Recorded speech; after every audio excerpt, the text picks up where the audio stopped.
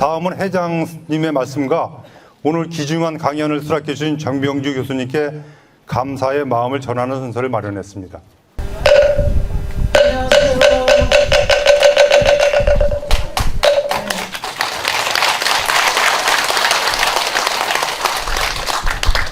몰란 회장 월제 회장입니다. 인사를 주옵니다. 원근거리에서 무더위도 마다치 않으시고 이렇게 왕래를 해주셔서 너무 감사드립니다. 특히 우리 오늘 모실 세 분의 혹하신 큰 전복 도사이신 분들을 모시고 우리 개폐사에서 이렇게 큰 행사를 하게 되었습니다. 이 세 분을 제가 생각하며 어쩌저쩌 그런 생각을 했습니다. 인도의 우리 유망어산, 중국의 방어산, 우리나라의 푸솔로산, 이 세 분을 괜찮으면 불기가 2568년도에도 잘 아시겠지만 유망어산은 우리 서가모니 부처님 시대부터 계셨던 분이고 또 우리 편찮으실 때 10대 제자분들과 하여금 경륜을 받으시고 부처님께서 그 손수거를 찾아가셨던 그런 역사가 있습니다. 오늘 여기에 계신 분들이 모두 불교에 대해서 수수한 그런 내공을 다 갖추시고 사회 어디서나 큰 소리를 한 번씩은 할 수 있는 분들이라고 저는 생각하고 있습니다. 근데 우리 정자, 병자, 조자, 우리 진짜 이 오타각세 말법 시대에 정말 우리 4,5천만 명 내지 세계인을 위해서 한결같이 마이크를 잡으시고 불법을 전하시는 거룩하신 분이십니다. 정말 누구라서 그를 대신할 수가 있을까? 저는 그런 생각을 늘 합니다. 우리 크게 박수 한번 주시죠. 불법이라는 것은 바로 부처님께서 그리고 화엄경이라든가 여러분들이 다 발통을 하셨겠지만 금강경이라든가 경서에도 보면은 최고 이렇게 큰 어르신들의 이야기를 듣고 자기 마음속을 들여다보고 자기 마음속에서 단 한 자락이라도 깨달을 수 있는 자가 현자라고 했습니다. 그렇죠? 네. 확실하면 박수 치세요. 제가 우리 참 총독창의 일기이신 정의학 회장님으로 또 하여금 또 같은 기수분들과 지금 현재 이르도록 우리 동국대학교 불교대학원 총독창회 임원님과 그 외에 또 이렇게 듣고 싶어서 동참하시는 여러분들께 저는 무한한 감사를 드리고 제 소망은 그렇습니다. 막 이렇게 도래하기 시원찮아서 미안해요. 이해해 주세요.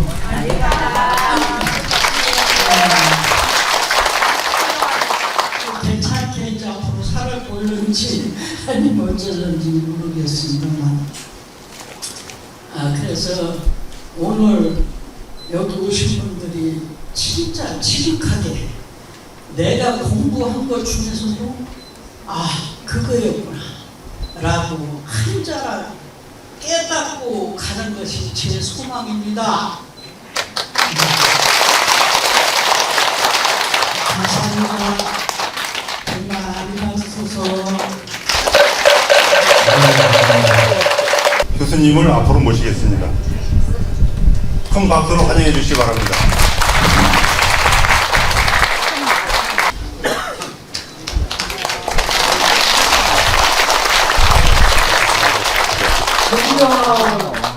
석연 정병조 박사님께 올립니다. 지극한 마음으로 본수예를 드립니다. 말법 시대에 화생물이시며 신묘하시고 거룩하신 대승불교의 토사이신 네? 석자 연자 정병조 박사님께로서 무호까지 왕림하셔서 저희 동국대학교 불교대학원 총동창회 학예 연수에 크신 법향을 놓으시니 동창회 금일 참석하신 모든 분들의 축복이라고 사료됩니다. 특히 설법의 주제 성불이라는 곳일까? 그래서 제가 10곳을 바쳤습니다. 이 훌륭하신 주제에 고개를 숙였습니다. 불기 1568년 말법 오타각세에 무명을 밝히신 거룩하신 설법은 법계에 불을 붙여져서 역사의 길이 전해질 것을 굳게 믿습니다. 유정과 무정 중생들이 고집과 사고팔고의 쉼터가 되어서 반야바라밀의 성취를 열반의 언덕에 이를 수 있도록 튼튼한 배가 되고 뗏목이 되겠습니다. 중생들을 이롭게 하고 저조차도 구할 수 있도록 신수하겠습니다. 고맙습니다. 석연 정병조 박사님. 한잎의 붉은 연꽃이 동해에 나타나서 푸른 물결 깊은 곳에 신통명 놔두자. 어젯밤에 고타에 계시던 관자재 보살께서 오늘 아침 이도량 가운데로 놔두셨도다. 여기에는 건방진 제가 한 수 올렸습니다. 신선인 듯 사람인 듯 삼생을 왕래하시며 학처럼 기리시다가 푸른 날 서산을 달 따라 가시더라도 필히 동방의 월광으로 오시리니 뉘라서 이분 앞에서 생사를 논하겠는가. 그렇지만 우리 1568년 이추 고려부와 월제해당이고 동창회자 월제해당 배례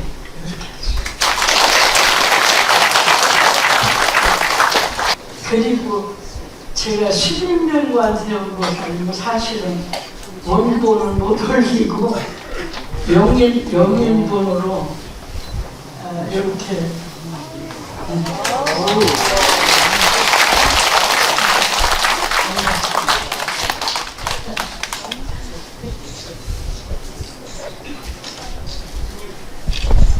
동창회에서 올립니다.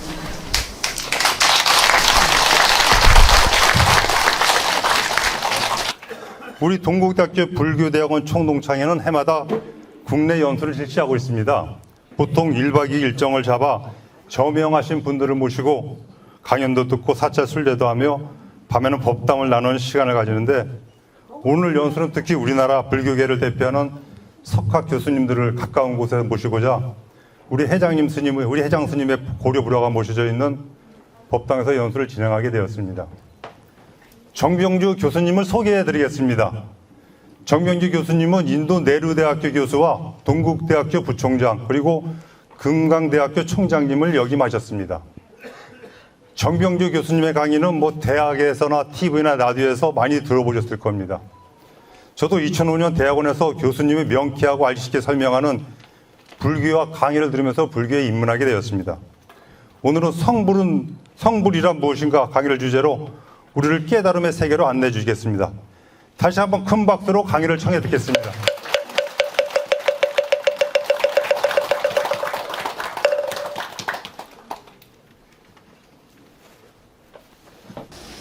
여러분 이렇게 오래간만에 만나 뵙게 되어서 무척 반갑습니다.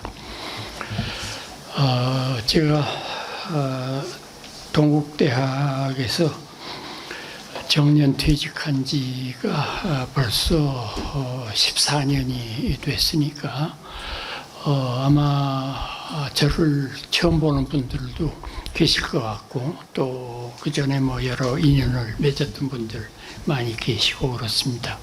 오늘 모처럼 이렇게 동국대학 불교대학원의 동문들이 모이는 연수회를 연다고 해서 뭘 주제로 하면 좋을까 상당히 고민을 많이 했습니다.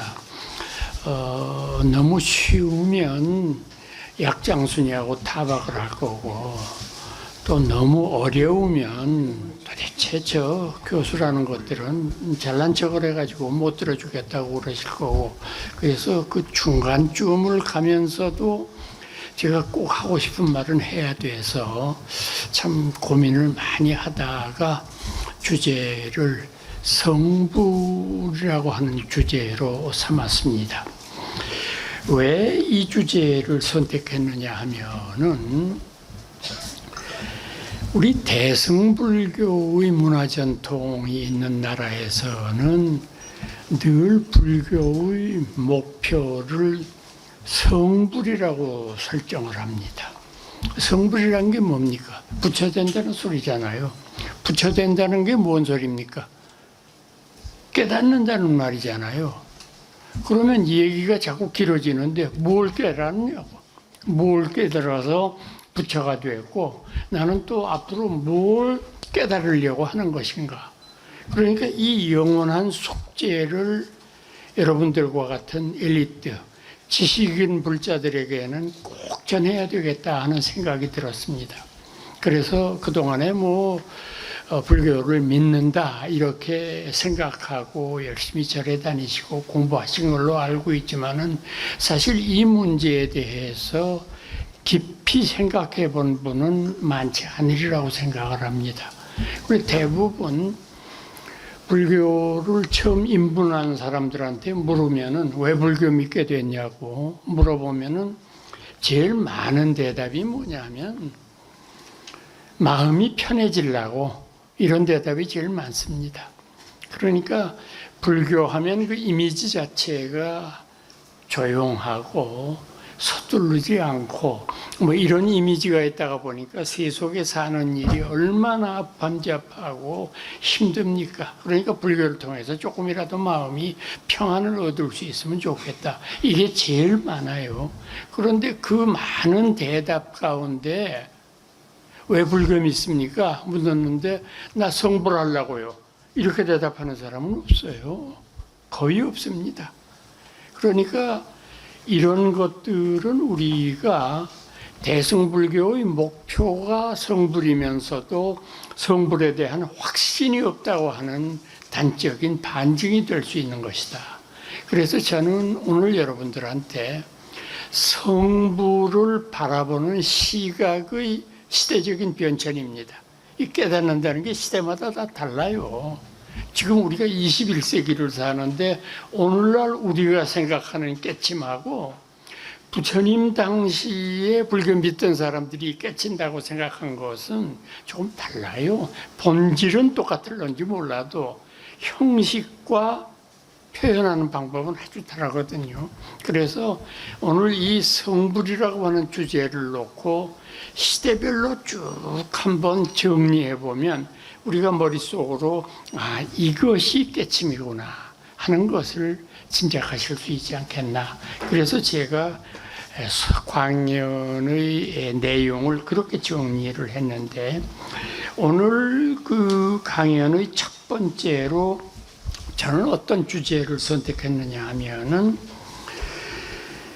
불교라고 부르는 종교가 이 세상의 다른 종교와 다른 점이 있다면 뭐가 다르고 또 좋은 점이 있다면 뭐가 좋은가 하는 점을 먼저 이야기하는 것이 순서일 겁니다. 그래서 불교의 특징을 이야기하는 부분을 제일 앞에 붙였는데 불교의 특징은 사실은 인도의 경우만을 놓고 봤을 경우에는 불교의 특징이 선명하게 드러나는 것이 뭐냐 하면은 굉장히 초기 불교, 특히 서가모니 부처님의 가르침은 보면은 아주 논리적일 뿐만 아니라 합리적이에요. 설명하시는 방식 자체가. 그러니까 일반적으로 저희들이 종교라고 이야기하면은 믿는다는 말을 먼저 하거든요. 근데 우리 불교는 믿는다는 말을 나중에 해요. 처음부터 하지 않아요. 여러분들 흔히 저희들 주변 보시면은 아시는 대로 뭐 예수 믿으면은 천당 간다. 그리고 믿으려면은 확실한 믿음을 가져야 된다. 뭐 이런 얘기를 하는데 저희 불교에서는 그럴 때 반문을 합니다. 왜 믿냐고. 사람이 여기서 저길 가는데도 이유가 있는데 왜 믿냐고. 그럼 뭐 그 사람들 설명을 많이 하겠죠. 여러 가지로. 근데 그 사람들의 설명을 나는 몇 번을 죽었다 깨어나도 이해할 수가 없어. 납득이 안 되는 걸 믿으라고 그래. 그래서 자꾸 꼬치꼬치 캐물으면 뭐라고 그러냐면은 믿음이 부족해서 그렇대. 무조건 믿으면 다 알게 된대. 아무것도 모르는 채 믿는 종교를 우리가 뭐라고 부르느냐 하면은 맹목적인 종교라고 부릅니다. 이유가 없잖아요. 그냥 믿기만 하니까. 그 다음에 믿음이 지나친 종교를 우리가 뭐라고 부르느냐 하면 광신적인 종교라고 그래요. 그러니까 적어도 제가 지금 이미 말씀한 가운데에서 불교는 맹신과 광신을 멀리하는 그런 종교라는 것을 알 수 있어요. 그래서 이 초기 불교의 가르침 우리가 이렇게 보면서 참 놀라운 것 가운데 하나는 뭐냐면은 사제팔정도 같은 데에서 부처님이 설명하시는 것을 곰곰이 듣고 있다가 보면은 도대체 반박할 만한 그런 어떤 논리적인 근거를 찾지 못해요. 삶이 고통이라고 하는 것. 그런데 그 고통의 원인은 삼진치의 삼독심이라고 하는 것. 이 말도 저희들이 가만 생각해 보면 탐진치라는 게 남이 시켜서 그렇게 하는 거 아니거든요. 제가 탐내고 성내고 어리석은 거지 남이 시켜서 되는 거 아니거든요. 즉 고통의 원인은 외부에 있는 것이 아니라 바로 내 내면에 있다는 것을 지적하고 계시거든요.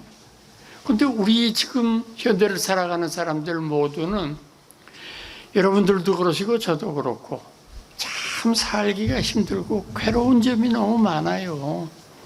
속가에 살다 보면은 출가 스님들도 물론 나름대로의 번민과 고통이 왜 없으시겠습니까마는 저희들 속가에 사는 사람들의 제일 고통은 가족 문제예요. 다른 문제 아니에요. 가족 문제예요. 가족 문제 중에서도 제일 머리 아픈 것이 애들 문제예요. 아마 이 가운데에서 아이들 가지고 고민해 보지 않은 집은 한 분도 없으실 거예요. 아이들이 여러 가지 속을 새기는데 제일 속 새기는 게 뭐냐 하면은 머리 나빠서 대학 제대로 못 가는 거.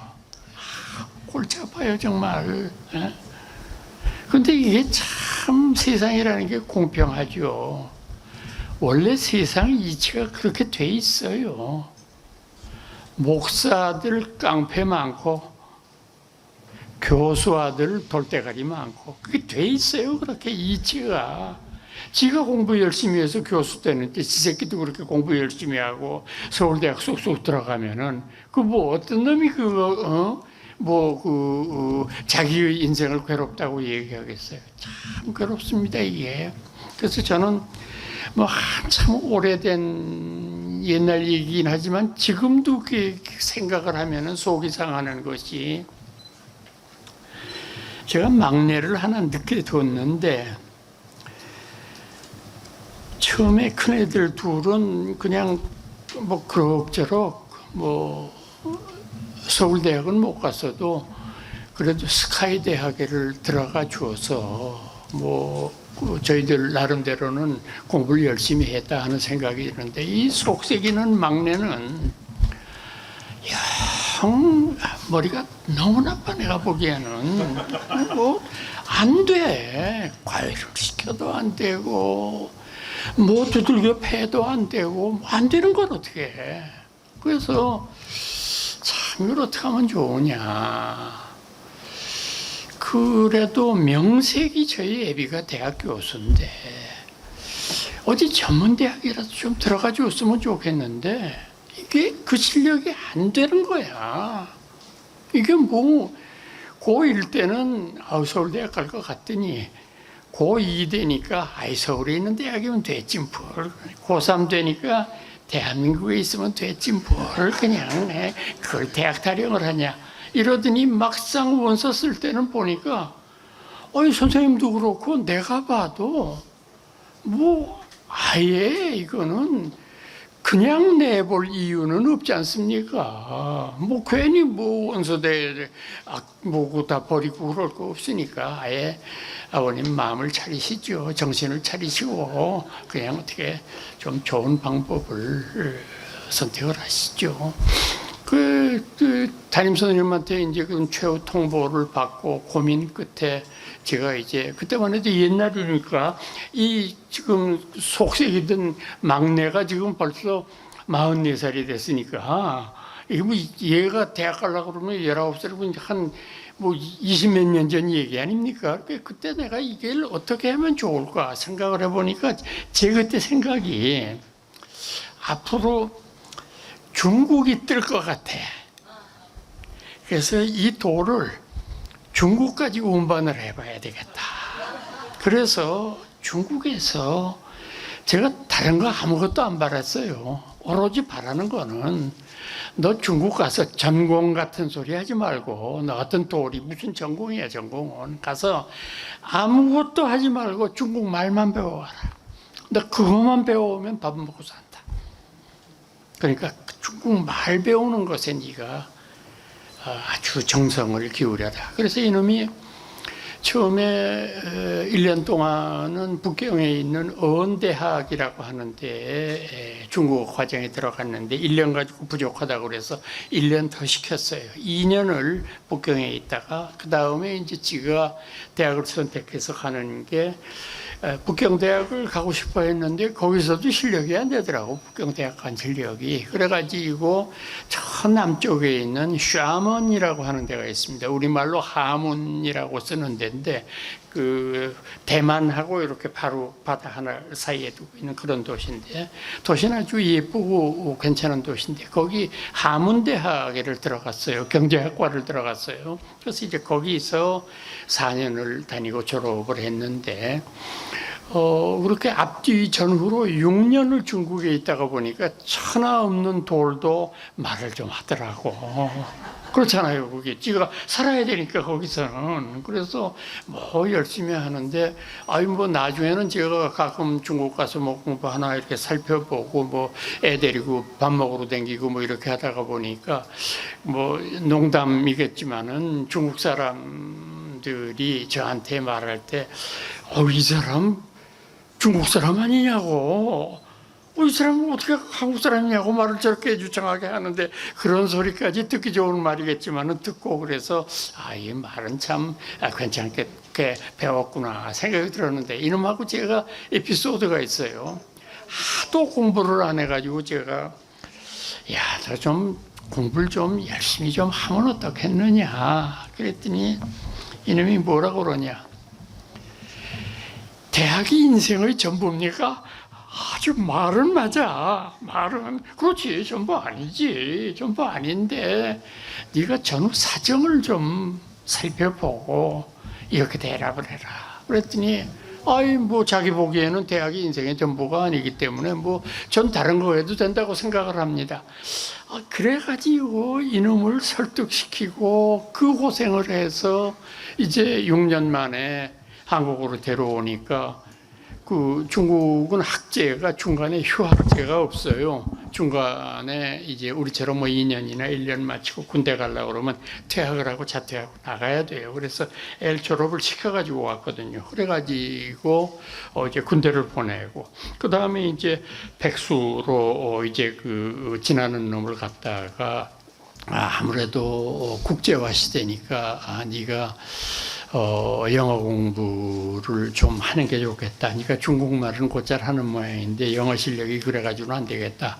그래가지고 유펜이라는데 University of Pennsylvania라고 하는데 2년을 또 유학을 보냈습니다. 영어 배우게 하려고. 그래가지고 이제 제가 사실은 그렇게 여러 가지 외국어에 집착하게 된 데는 제 편견이 좀 있습니다. 제 편견이 뭐냐면은 제가 육사학번인데요. 그 64년도에 이제 처음에는 제가 동국대학을 안 가고 고려대학에 가서 합격을 했습니다. 그래 합격을 해서 2년 정도를 다니고 3학년 올라가려는데 그 사람 참 인생이라는 게 알 수가 없어요. 제가 그때는 굉장히 몸이 허약했나 봐요. 2학년 마치고 ROTC 시험을 쳤는데 떨어졌어요. 그때 뭐 대학에서 떨어지는 애는 저밖에 없을 정도로 거의 없거든요. 왜 떨어졌냐고 항의를 해보니까 체력이 안 된대. 그러니 뭐 어떻게 할 방법이 없잖아요. 그래서 제가 기억이 나요. 제가 이제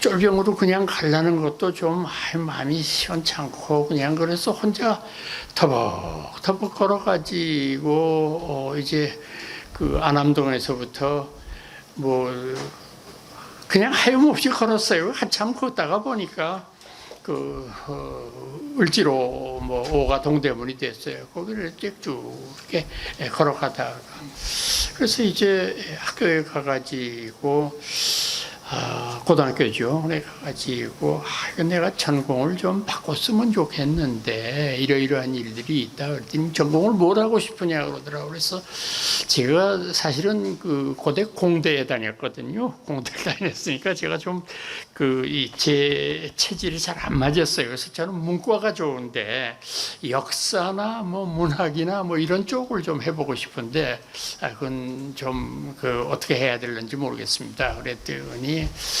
그러면은 좀 진로를 정하는 의미에서 그 좋은 데에 있는 그 교수님들의 강의를 좀 들어보는 게 어떻겠느냐.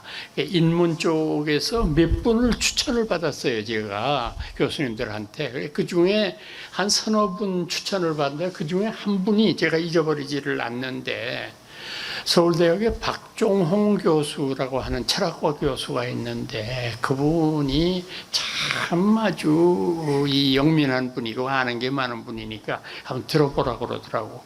그때가 벌써 12월 그 초순인데 그때 뭐 대학에서는 전부 다 종강했는데 이 선생 강의는 아직도 열리고 있더라고. 그때는 서울대학이 어디 있어요? 서울물리대가 여기 저 서울의대 건너편에 지금 방송통신대학이 있는 거기가 서울물리대 자리였거든요. 그래서 거기를 갔어요. 이제 들으러 도강을 하러 간 거죠. 그러니까 막 그 겨울인데 강의실이 가득 찼더라고. 그래서 이제 뒤에 쫄리고 앉아가지고 도대체 뭐길래 저렇게 유명한 교수라고 그러나 그랬더니 뭐 쭉 얘기를 하는데 제가 그때 처음 철학 강의를 들었는데 진짜 많이 알더라고. 어쩌면 인간이 저렇게 많이 알 수가 있는지 모르겠어. 제가 그때 잠깐 동안에 느낀 거는 동서 고 금을 왔다 갔다 하는데 정신이 하나도 없어. 현란해. 와 진짜 사람이 공부를 많이 하면 저렇게 되는 거구나. 근데 그 마지막 강의가 제 일생을 바꿔버렸어요. 이 사람이 뭐라고 그러냐면은 자기는 평생토록 철학을 전공한 사람인데 한국인으로서 나의 최종 목표는 한국의 철학을 정립하는 것이다. 우리 한국인에게 있어 철학이란 무엇인가? 그리고 우리끼리만 그 철학이 위대하다고 얘기하면 아무 소용이 없어. 이걸 세계적인 위상까지 올려야 돼. 그래서 자기가 한국의 철학을 해야 되겠다라고 생각을 하고 뒤져보고 공부를 하다가 보니까 한국의 철학을 하려면 불교를 몰라서는 한 발자국도 나갈 수가 없더라. 이게 한국 철학을 공부하려면은. 그래서 불교 공부를 시작을 했는데 이런 말씀이에요. 제가 뭐 생생하게 지금 귀에 살아있는데 자기가 늙어가지고 공부를 하다가 보니까 글자도 잘 안 보이고 머릿속에 들어가는 해동력도 떨어지고 도저히 못하겠더라고요. 지금 이 자리에 있는 여러분들은 젊은 분들이니까 여러분들은 나하고 다르다. 여러분들 부디 내 말 믿고 불교 공부하십시오. 불교 공부를 해야 한국 철학이 정립되기 때문입니다. 그러면서 백목을 탁 던지고 나가는데 끝내주더라고. 야, 어떻게 저런 사람이 있나. 저는 사실 집안이 예수쟁이 집안이었기 때문에 불교의 비읍자도 몰랐어요. 그래서 불교 공부하려면 어떻게 하면 되느냐. 동구대 가면 된다 이거야. 좋다. 동구대 가자. 그때 제 꿈은 뭐냐 하면 박 교수의 말씀을 따라서 학부는 내가 동국대학에서 불교 공부를 한다. 석사과정은 내가 설교원대학을 가겠다. 유교 공부를 하겠다. 그리고 박사과정은 뭐 따로 공부할 게 없으니까 내가 도교를 하려면 신선이 돼야 되니까 신선이 되기 위한 그런 수련을 해야 되겠다. 그래서 유불도 3교를 통합해서 내가 한국 철학을 한번 해야 되겠다. 이렇게 마음을 먹었습니다. 그렇게 마음먹은 게 67년도인데 지금 벌써 2024년이 됐으니까 60여 년이 흘렀습니다. 60여 년을 흘른 지금 저는 불교 공부 하나만을 위해서도 내 인생이 너무 짧다는 생각을 하게 됐어요. 유불도 3교는커녕 불교도 멀었다고 아직 공부할 게. 제가 그런 어떤 잊지 못할 과거가 있었기 때문에 제가 동국대학에 들어갔을 때 참 제가 다른 스님들이나 학생들하고는 전 달랐어요. 전 너무도 절실했어요. 지금 이 공부 자체가 난 여기서 나고되면 끝난다. 이런 생각을 했으니까. 그래서 막 긴장을 하고 이제 학교에 면접을 하러 이렇게 갔더니 교수님들이 쭉 앉아있죠. 하니까 제 이력이 좀 이상하잖아요. 이렇게 보니까 고대 2학년 수료. 근데 자네는 왜 고대 다녔는데 동국대학을 오려고 그러나? 벼랑간 물으시니까 대답이 떨려서 말이 잘 안 나오더라고요. 그래서 아닙니다. 제가 좀 불교 공부를 좀 하고 싶은 마음이 있어서 그래서 왔습니다. 그랬더니 그 다음에 옆에 있던 교수님이 조금 뭐라고 그러시냐 하면은 자네 외국어 좀 할 줄 아나? 아니 대학교 2학년 마친 놈이 무슨 외국어를 해요? 잘 못하는데요. 그랬더니 불교 공부하려면 외국어 공부를 잘해야 돼. 외국어에 능통해야 돼. 자네들은 흔히 생각하기를 불교가 공부하려면은 한문 공부 많이 하면 되는 줄로 생각하는데 교수님이 저한테 하신 말씀이에요. 이 사람아, 부처님은 중국 사람이 아니야. 인도 사람이야. 그래서 자네 인도말도 공부해야 되고 한문 물론 해야 되고 영어, 일본어는 필수고 귀를 완전히 팍 죽이는 거예요. 그냥 그 자리에서 완전히 귀가 팍 죽어가지고 부처만 주십시오. 어떻게 하든지 그냥 공부를 해보겠습니다. 그래서 저는 사실 동국대학에서 4년, 석사 2년, 박사 3년 해서 모두 후 9년을 동국대학에서 학창생활을 보냈는데 제 기억으로는요. 동국대학에서 한 공부가 외국어 공부밖에 없었어요. 저는 생각해보면은 그 영어도 중1서부터 고3 때까지 배우는데 그 어렵더라고 해보니까. 그 다음에 노인들은 일본말이 쉽다 그러는데 이게 뭐가 쉬워? 우리한테는 외국어인데.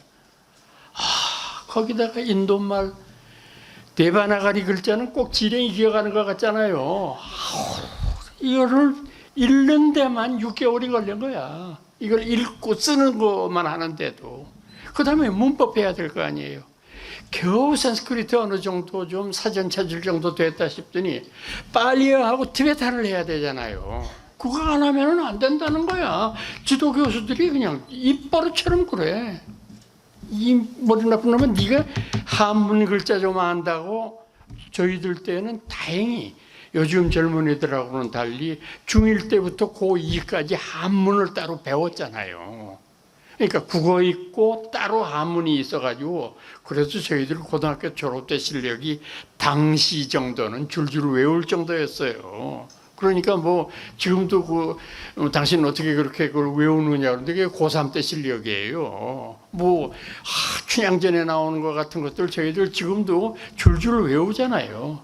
금준미주는 천인지리여요. 옥반가와의 만인지성이라. 뭐 줄줄줄 외울 정도로 한문을 외우니까 이거는 조금만 공부하면 더 빨리 들어갈 수가 있는데 영어, 일본어 참 어려웠고 인도말 어려웠어요. 그래서 그나마 제가 교수 생활을 원만하게 할 수 있었던 거는 그 덕택에 한 거예요. 이 외국어 실력이 뒷받침되지 않으면은 불교 공부를 할 수 없다는 걸 그때 깨달았어요. 그래서 제가 너무 멀리 돌아왔습니다마는 막내 아들한테 너 외국말이 얼마나 중요한 걸 알아야 된다. 이렇게 해서 아이를 그렇게 키워왔던 생각이 납니다. 자, 이제 조금 크고 난 다음에 시집장가 다 보내고 나니까 그 다음에 또 문제가 생겼어요. 요새 애들은 왜 걸핏하면 못 산다고 그래? 아니 희한한 것들이야 정말. 아니 손주들 주렁주렁 달려있는데 무슨 심본지를 모르겠어. 집집마다 다니면서 며느리한테 아부 떨고 사위한테 살살 빌고 이 수밖에 없잖아요. 지금 이 사정이 그런데 좀 어떻게 살아주라. 이게 어떻게 너희들 아이들 생각도 해야지. 나중에는 진짜 그냥 흔히 우리가 속가에서 쓰는 말대로 자식이 아니라 왼수야 왼수. 이거는 이제는 또 그거 다 졸업하고 이제 애들도 다 50이 됐으니까 이제 뭐 이제 그런 철없는 소리는 좀 덜 해요 요새는. 그래서 이제 애들도 손주들도 다 대학 들어갈 때 되고 이제 이러다가 보니까 이제 그런 철없는 짓은 안 하는데 그 다음에는 참 이 중생의 번뇌심이 끝이 없지. 참 이 할애비가 손주들 좀 잘 됐으면 좋겠어. 나하고는 이게 좀 한 다리가 먼데도 불구하고 참 이놈을 좋을 대학을 보낼 수 있을까? 이놈이 좀 어떻게 하면은 좀 얘들이 지금 21세기 사는 얘들한테 중요한 전공이 뭘까? 그걸 심어주려는 생각을 하면서 노심초사하니까 이게 다 끝나는 거는 내가 죽는 때밖에는 없더라고 보니까. 그래서 참 삶이라는 게 정말 고달프다는 생각을 안 할 수가 없는 건데 이 고달픔의 원인이 내부에 있다고 부처님이 선언하시잖아요. 아 정말 이건 탁견이라는 말로 부족해요. 이건 도대체 설명할 수가 없네. 왜 제가 여기에 감명을 받느냐 하면 요즘 우리 시대에서 고통받는 사람 100명 중에 99명이에요. 다 고통받잖아요. 근데 그분들한테 가서 직접 물어보세요. 왜 고통스러우냐고. 저는 잘했는데 저것 때문에 괴롭다는 거야. 그렇잖아요. 지금 대부분 우리 대답이. 그러니까 이 사람들 웃긴다고 어떻게 대답하는 것이 자기가 잘못했다는 사람은 하나도 없어. 전부 저것 때문에 이런 괴로움이 있다고 생각하는데 부처님은 뭐라고 그러십니까? No.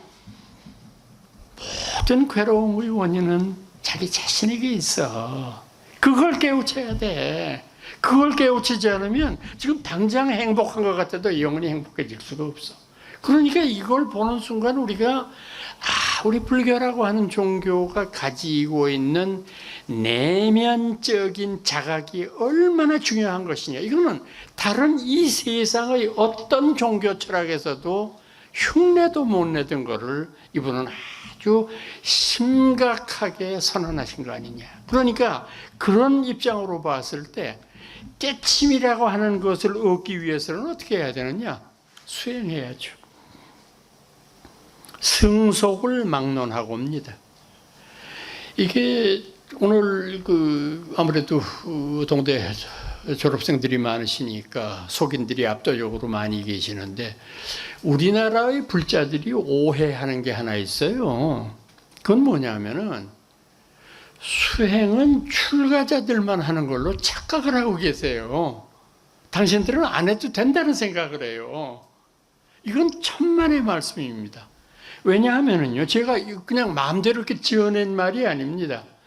부처님 때부터 2600년이 지난 지금까지도 불자가 되기 위한 서원은 뭐냐 하면 삼귀오계입니다.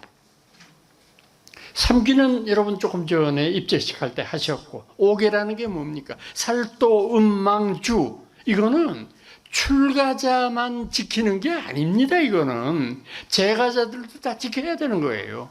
이 오계를 준수했느냐라고 하는 것을 우리들한테 만약에 부처님이 물으신다면 우리가 자신 있게 저 오계 지킵니다. 이렇게 답변할 사람이 과연 몇 명이나 되겠습니까? 그러니까 불교는 아주 시초부터 수행의 종교였다라고 하는 걸 알 수 있는 거예요. 수행을 하는 것만이 성불하는 지름길이라고 하는 것을 이해할 수 있습니다. 자, 그럼 제가 두 번째 토픽으로 내걸었던 깨달음의 시대별 이해라고 하는 주제를 말씀을 드리도록 하겠습니다. 우선 여기에서 제일 중요한 점은 뭐냐 하면은 초기 불교 때에는 성불해야 된다고 하는 아이디어가 없었습니다. 왜 그러냐 하면은 부처님과 같은 그런 위대한 존재가 서가모니 부처님 말고 또 계시다고 하면 이건 혼란이 있을 수밖에 없다는 생각을 가졌어요.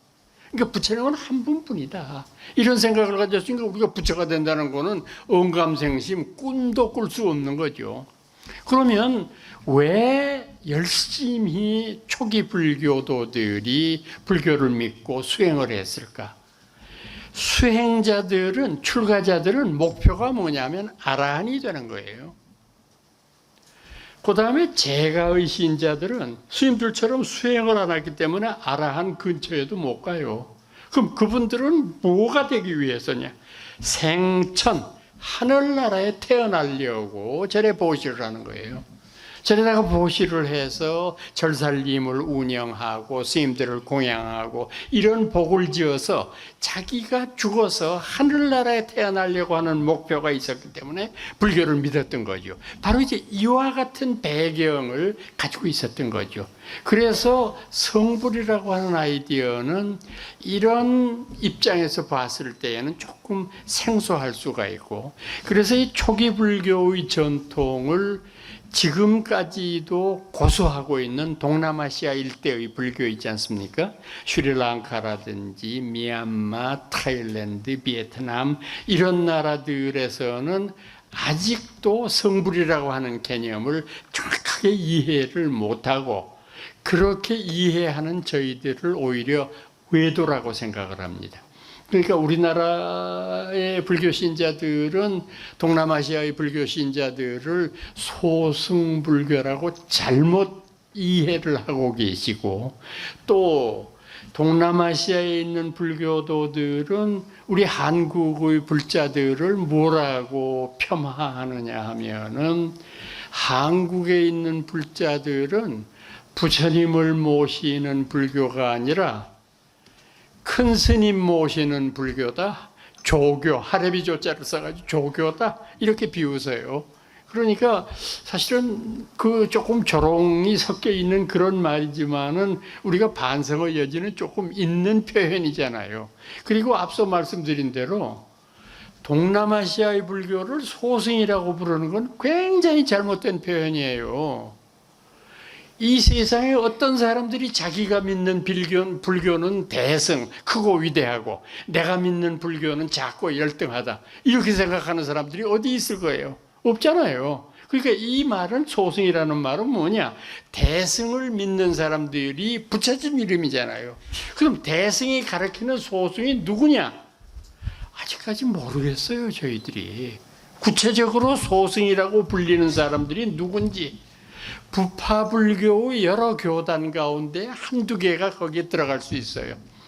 부처님 열반하시고 난 다음에 부파불교가 인도에서 전개되었을 때 20개 넘는 분파가 발전한다는 거 여러분들 다 배우셨을 텐데 그 중에서 한두 개 정도는 소승적인 성격을 가지고 있을 텐데 왜 우리가 정확한 근거가 밝혀지지 않느냐 하면은 대승불교가 등장하면서 대승불교 교단이 확립되고 대승불교 경전들이 편집되면서 소승불교에 대해서 융단 폭격을 하거든요. 소승에 대해서. 이거는 인간도 아니다 도대체. 이런 형편없는 것들이 어떻게 불교냐. 이렇게 공격을 하는데 만약에 특정 집단이 소승불교로 대승불교에 의해서 매도를 당했다고 한다면 반발을 할 거 아니에요.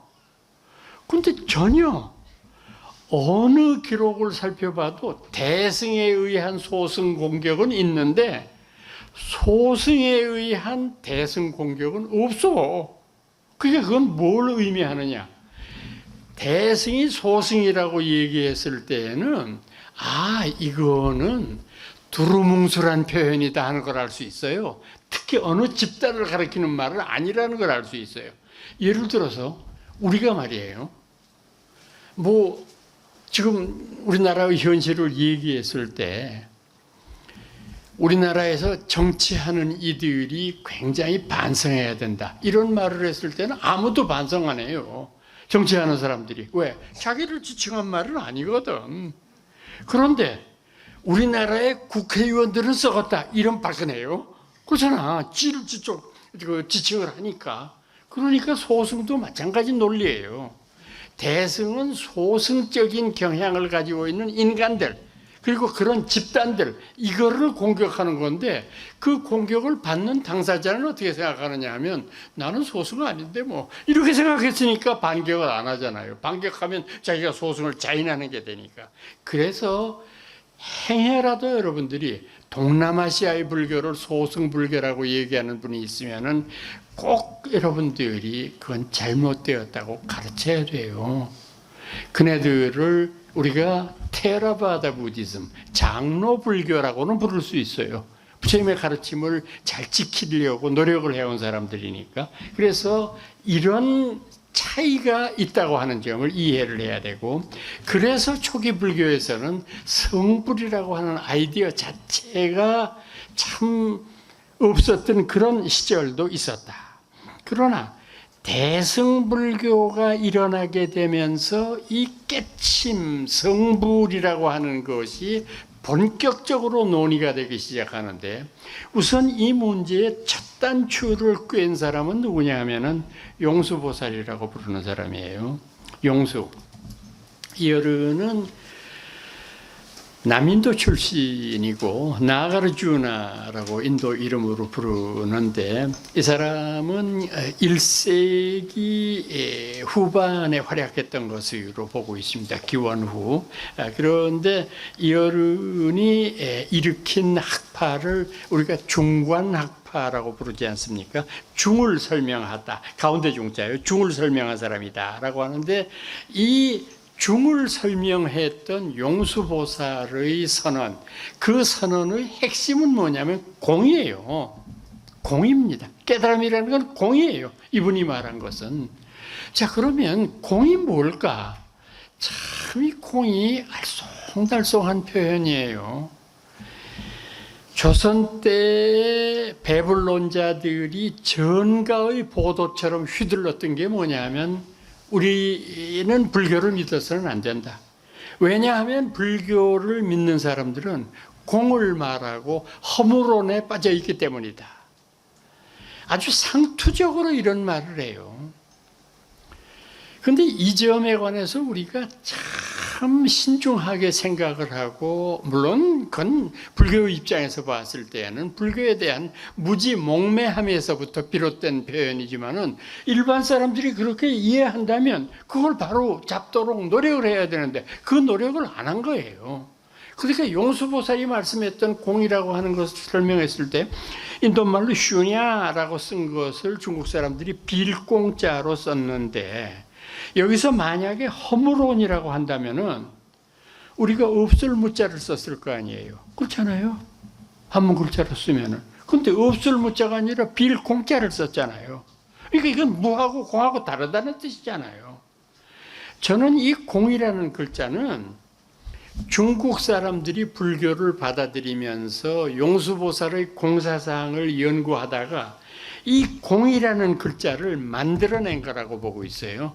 한문 글자에서 공이라는 글자를 중국 사람들이 이런 오묘한 뜻이 있는 거구나 해서 공이라는 글자를 만들어낸 거거든요. 그러면 무와 공이 어떻게 다르냐? 보조국사 진울 같은 분이 진심직설해서 분명하게 말씀을 했어요. 뭐라고 말씀을 했느냐 하면, 만약에 이 병 속에 아무것도 들어있지 않은 것은 우리가 뭐라고 부르냐면 공병이라고 불러. 근데 이 병이 없는 거는 뭐라고 그래? 무병이라고 그래. 병이 없어지니까. 그러니까 우리 불교에서 말하는 공은 없다는 뜻이 아니야. 이거는 이제 지금부터 말이 어려워지는 거예요. 있으면서 없고 없으면서 있는 거야. 이게 뭔 소리야? 있으면 있고 없으면 없지. 저는 이 말을 설명드릴 때마다 공이라는 것은 허공이라는 것과 똑같다고 생각을 합니다. 허공. 여러분 지금 우리 주변에 있는 허공을 생각해 보세요. 허공은 만져지지도 않고 보이지도 않고 느끼지도 않아요. 그럼 허공 없는 거네. 그렇지 않잖아요. 허공이 없으면 땅하고 하늘이 붙어버리는데. 그리고 또 하나 생각을 해보세요. 이 허공은 참 신묘한 존재예요. 왜 신묘하냐 하면은 이 세상의 모든 잘못된 것들을 전부 다 받아들이잖아요. 이 허공이라고 하는 것은 세상에 요새 뭐 탄소 중립이니 어려운 말들 많이 쓰는데 이 지구에서 내뱉는 온갖 오물과 이것들을 전부 다 받아들이잖아요. 허공은. 그리고 불평도 안 해. 그냥 그대로 받아들여요. 그리고 중화시켜요. 그러니 허공이라고 하는 것은 결국 뭘 의미하느냐? 공이라고 하는 것이 없으면은 이 세상의 어떤 진리도 구현될 수가 없는 것이다. 구현되기 위해서는 공이 먼저여야 한다. 그러니까 여러분 한번 생각을 해보세요. 법정 스님 같은 분이 무소유를 얘기했을 때 외도들이 아무것도 안 가져야 되겠네, 무소유니까. 이런 무식한 소리 하는 거하고 똑같잖아요. 아무것도 갖지 말자는 뜻이 아니지 않습니까? 필요한 것만 갖자는 소리잖아요. 그러면 그런 걸 가지고 어떻게 표현을 하면 좋습니까? 필요 소유 이럴 수도 없잖아요. 그래서 그냥 흔한 말로 무소유라고 말했는데 이걸 가지고 비꼬고 잘못되었다고 얘기하는 것은 마치 조선시대의 유생들하고 다를 바가 없는 것이다. 그러니까 공은 없는 듯 하지만 있다고 하는 건 뭐냐 하면 공이 있어야 모든 것을 이룰 수 있기 때문이죠. 여러분 여기에서도 수학자들이 아주 기발한 발언을 해요. 수학 공부하는 사람들이. 여러분 생각해 보시면은 동서양을 막론하고 모든 철학의 기초가 되는 게 수학이잖아요.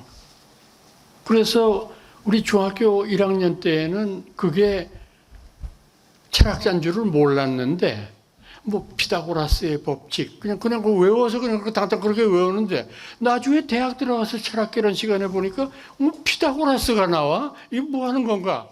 수학인 줄만 알았는데. 그러면 이 수학이라고 하는 것이 이렇게 엄청나게 발전하게 된 그 단초는 뭐냐? 제로의 발견이에요. 공이 발견되지 않으면 무한대의 숫자는 없잖아요. 공이 있어야 모든 게 있잖아요. 공이 뭐냐? 불교에서 말하는 공이야. 공. 이게 있어야 이 세상의 만유물들이 전부 생명을 가질 수 있고 뭔가를 향해서 나아갈 수 있는 거야. 그 공을 이해해야 돼. 공. 흔히 세 가지가 있다고 용서보살 말씀하셨죠. 아공, 법공, 공공 세 가지입니다. 아공. 나라고 하는 존재 영원할 수 없다. 누구나 다 아는데 그게 잘 안 돼요. 내가 좀 더 남보다 오래 산다고 하는 착각을 가지고 있죠. 그런데 나라고 하는 존재는 100년을 살건 120년을 살건 1000년을 살아도 마찬가지죠. 언젠가는 가야 돼요. 간 저편에 뭐가 있느냐? 그거는 우리가 합리적으로 생각해 보면 우리가 죽고 난 다음에 내세가 있을 확률과 없을 확률은 50대 50입니다. 그렇잖아요. 합리적으로 생각하면 있을 수도 있고 없을 수도 있어. 근데 여기에서 있다고 생각했다가 없는 경우가 있고 없다고 생각했다가 있는 경우가 있고 이 두 가지 케이스가 있을 수 있잖아요. 근데 여기에서 있다고 생각했다가 없으면 조금 서운하지만 그때 정병조가 뻥쳤다 이러고 마는 거지. 뭐 그렇게 불편할 건 없잖아요. 근데 없다고 생각하다가 있으면 이건 진짜 낭패야. 큰일 나는 거야. 염라대왕한테 잠깐 다시 갔다 올게요. 그냥 가서 부처님 열심히 모시고 그냥 조석으로 제가 그냥 이래봐야 소용없잖아요. 그러니까 50대 50의 가능성 가운데 어디다가 베팅을 하느냐. 있다고 믿는 게 유리하다는 거죠, 우리한테는. 그렇잖아요. 그러니까 우리가 부처님이 가르치셨던 우리의 미래에 대해서 미타신앙이 우선 있고요.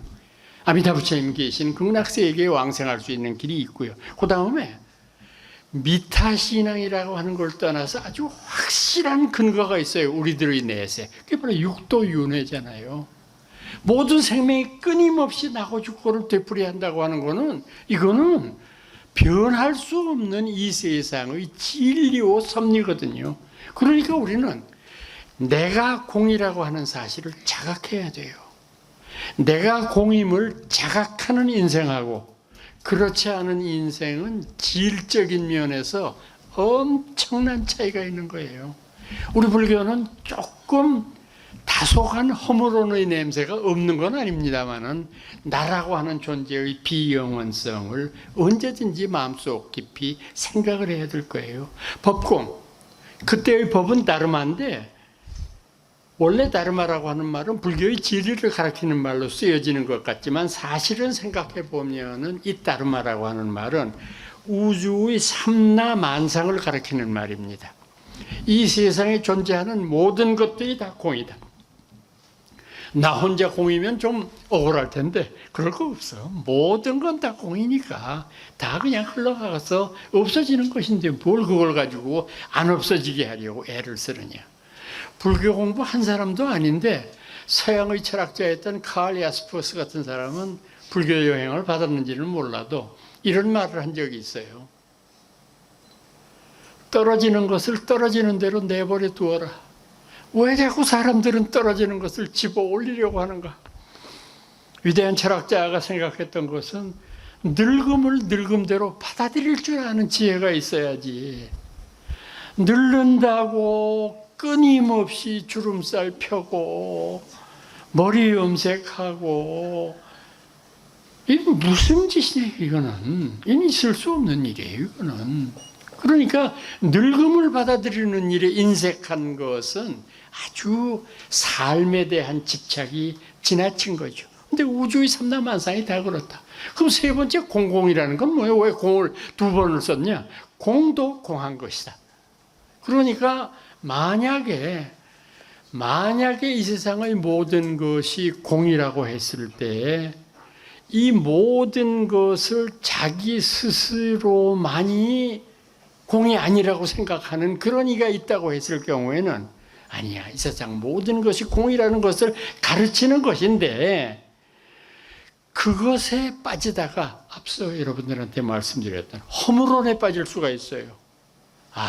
참 그래, 당신 말 듣고 보니까 내 인생 얼마 안 남았구나. 이거 뭐 앞으로 뭐 하고 살아야 되나 이런 생각도 들고, 내가 죽고 난 다음에 과연 어떤 일이 벌어질 것인가 이런 생각도 들고. 여러분 좀 생각하고 싶지는 않으시지만은 여러분 돌아가시고 난 다음에 100년 후를 한번 생각해 보세요. 그에 앞서서 내가 죽는 날짜부터 한번 계산해 봅시다. 내가 죽는 날짜 계산할 수 있어요. 합리적으로 계산할 수 있어요. 물론 조금의 오차가 있겠지만은 제가 지금 가르쳐 드릴게요.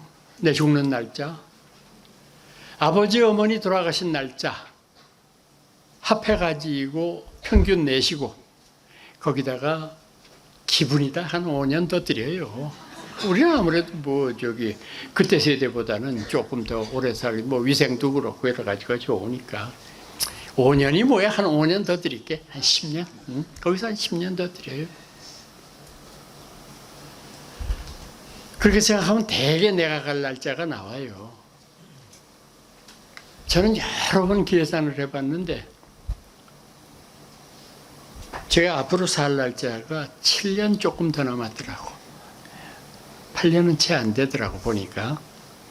그러니까 물론 거기에서 오차가 좀 있으니까 3, 4년 빠를 수도 있고 3, 4년 늦을 수도 있고, 그러니까 그거는 어쩔 수 없는 일이지만 일단은 확실한 거는 내가 살아온 날보다 살아야 할 날은 요만큼밖에 안 되잖아. 그건 확실하잖아.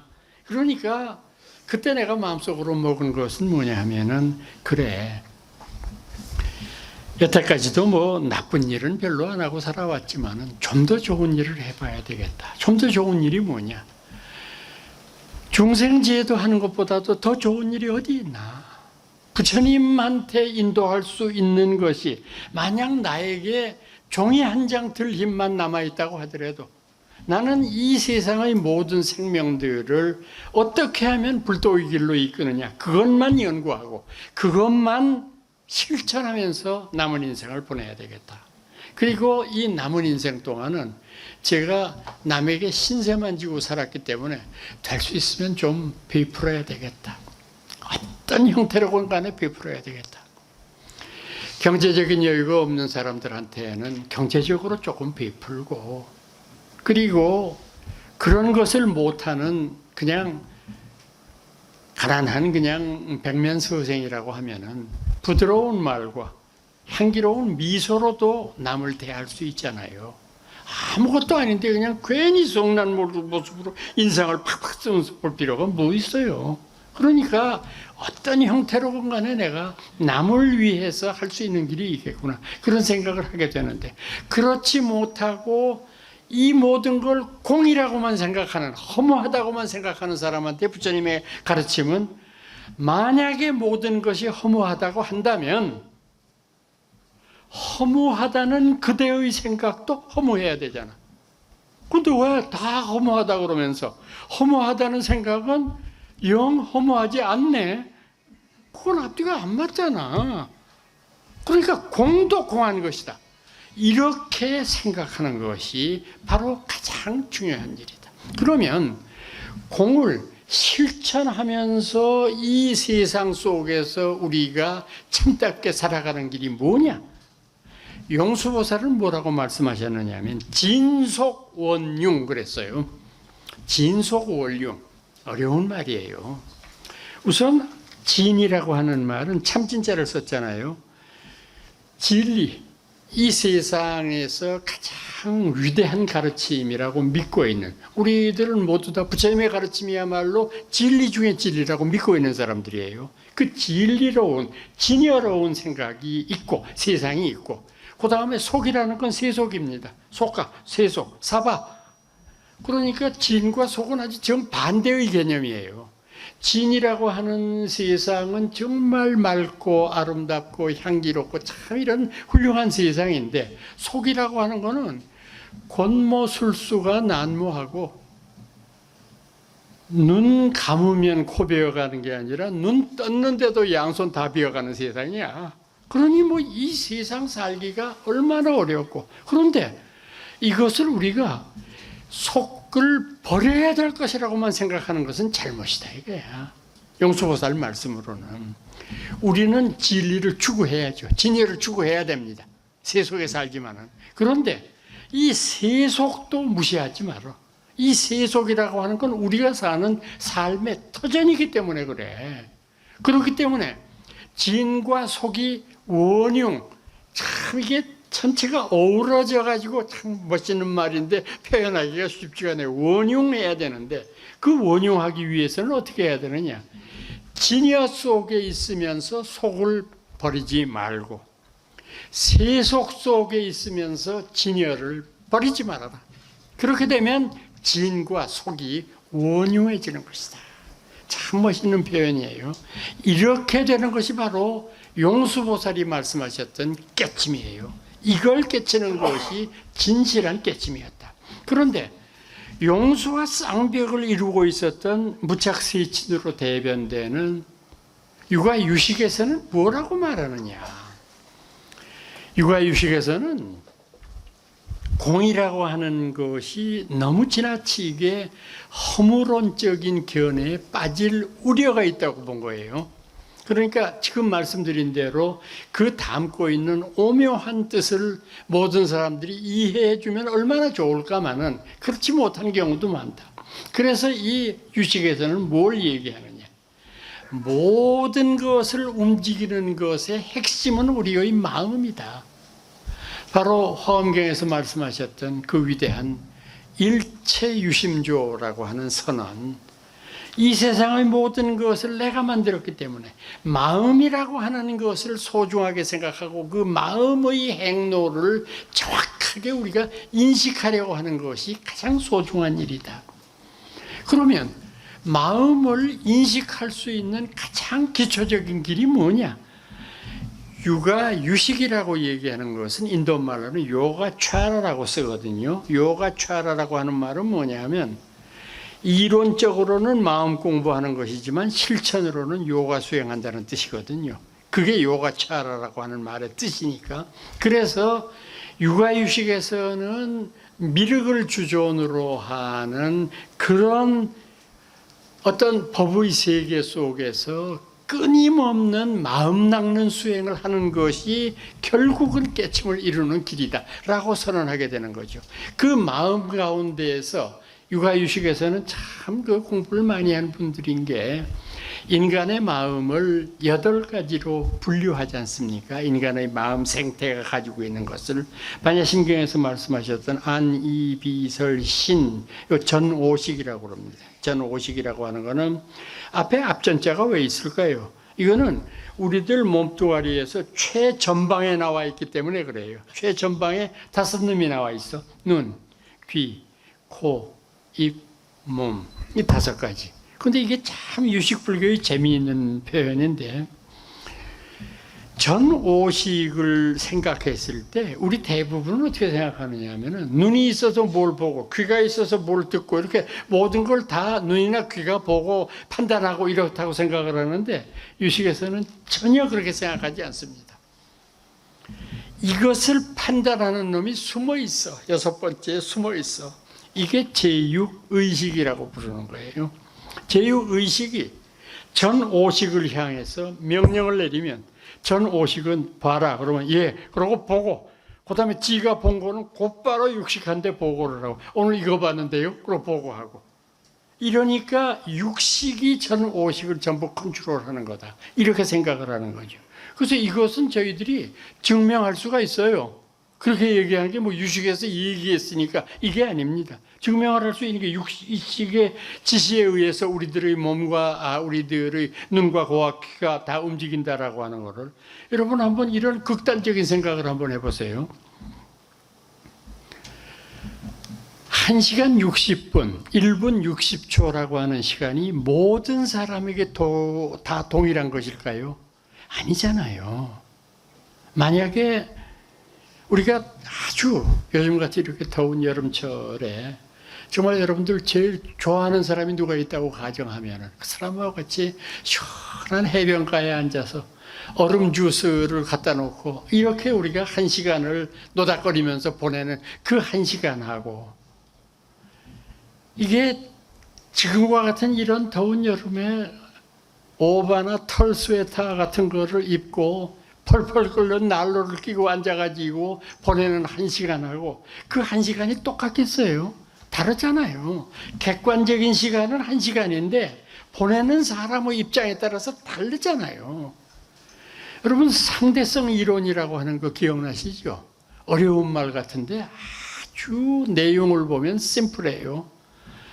100km의 속도로 달리고 있는 열차와 100km의 속도로 달리고 있는 열차가 교차했을 때 그 안에 앉아있는 승객들은 200km의 속도감을 느껴요. 지금 나는 분명히 100km로 달리고 있는데 100km가 서로 교차하면서 200km의 느낌을 가요. 그게 상대성 이론이에요. 모든 것은 상대적인 것이다 이 말이에요. 그러니까 이 상대적이라고 하는 것도 사실은 물리학에서의 불교의 영향을 많이 받은 거고 더더군다나 불교의 결정적인 영향을 받은 것은 현대사회에서 가장 중요하게 평가되고 있는 진화론이라고 하는 거예요. 이 진화론이라고 하는 거 굉장히 내용이 복잡하고 어려운데 제가 그 책을 교보문고에서 구해가지고 아주 쉬운 것부터 시작해서 진화론이라는 게 뭐냐? 나는 이제 아무것도 모르는 상황에서 보니까 아니 원숭이에서 인간이 진화되었나? 그럼 원숭이는 왜 아직까지 있을까? 이런 생각을 했었어요. 무식하게. 그래서 진화가 뭔가를 봤더니 아주 심플하더라고. 진화론이라는 건 뭐냐면 이 세상에 어떤 것이든 잠시도 변하지 않는 것은 없다. 끊임없이 시시각각으로 변해간다. 이 사람이 불교 공부했나? 언제 이런 걸 알았지? 그러니까 아무것도 아닌 조그마한 단서 속에서 과학이라고 하는 것이 이렇게 발달해 들어가는 거거든요. 그러니까 지금 말씀드린 대로 이것은 절대적인 시간이 있는 것이 아니라 상대적인 거고 모든 것은 그 상대적인 모든 것을 판단하는 기준은 나 자신에게 있는 것이다. 그래서 제6의식이 있는데 여기까지는 의식 세계입니다.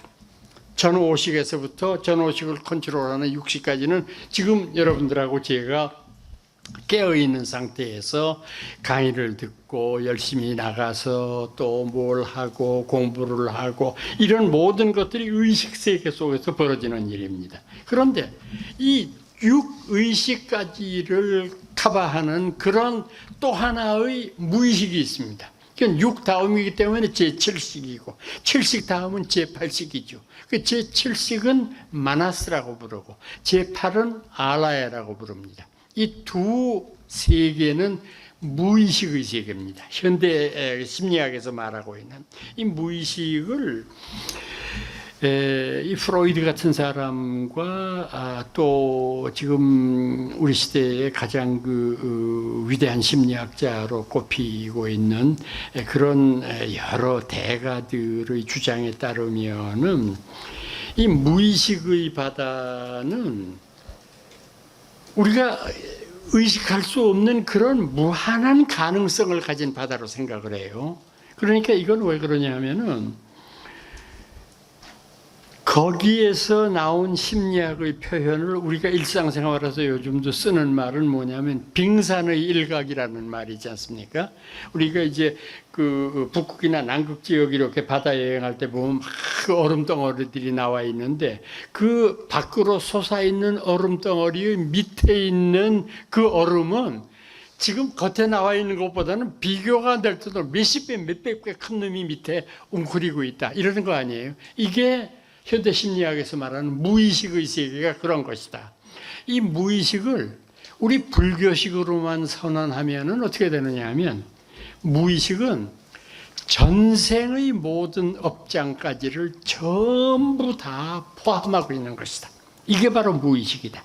그러니까 이 무의식의 바다 속에서도 직접적으로 제6식을 컨트롤하는 게 제7 마나스인데 이 제7 마나스가 가지고 있는 가장 중요한 특성은 뭐냐 하면 에고, 이기적인 마음이에요. 이기적인 마음을 제칠 마나스가 가지고 있거든요. 그리고 제8 알라야는 지금 말씀드린 대로 무한한 가능성의 바다이다. 그러니까 유식불교의 입장에서 보면 열심히 마음 공부를 해서 제8 알라야식을 간직하고 있다고 하는 것이 바로 나의 존재라는 것을 깨우치는 것이 깨침이 되는 거죠. 제8 알라야식을 깨우쳐야 되는데 그걸 잘 설명한 문헌이 뭐냐면 대승기실론입니다. 유식불교의 교전은 아니지만 참 대승기실론은 좋은 이 논서 중에 하나인데 거기에서 그런 말 나오지 않습니까? 제일 첫머리에 대승기실론 펴면은 일심이문 이런 말이 나오죠. 일심 제일 첫 번째는 진여의 문이 있다. 참진자 같을 여자 진여. 참 우리말이 좋아요. 참되고 한결같다. 그랬더니 참되고 한결같은 마음. 이 우리들 마음 속에 그 참되고 한결같은 마음이 있는데 이 참되고 한결같은 마음을 깨우치면 지금 말씀드린 대로 성불 하는 건데 이건 불행하게도 이언 말을 떠났어. 말로서 설명할 길이 없어. 그러니까 이건 참 제가 이 진여를 말로 설명할 수 있으면은 여러 번 성불시켰을 텐데 말로 설명이 안 되니 어떡하냐고. 그런데 또 하나의 다른 마음이 우리 마음 속에 감추어져 있어. 그건 의언. 말로 안 되는 게 아니야. 말로 돼. 그 말로 되는 마음은 뭐냐? 생멸의 마음이야. 생멸. 순식간에 일어났다가 순식간에 사라지고 찰나에 일어났다가 찰나에 없어지는 그런 마음의 형태들. 그런데 불행하게도 중생들은 이 생멸의 마음을 자신의 본래 마음인 줄로 착각하고 있어. 그러니까 참 한심한 것이 이 세상에 있는 많은 분들은 자기가 부처이면서도 부처인 줄을 모르고 살다가 죽어요. 참 안타까운 일이죠. 그러니까 진여의 마음을 회복하는 것이 유식불교에서 말하는 깨침이 됩니다. 자, 이제 우리가 가장 소중하게 생각하는 선종의 입장에서 한번 생각을 해보겠습니다. 선종에서는 깨침을 뭐라고 설명하느냐?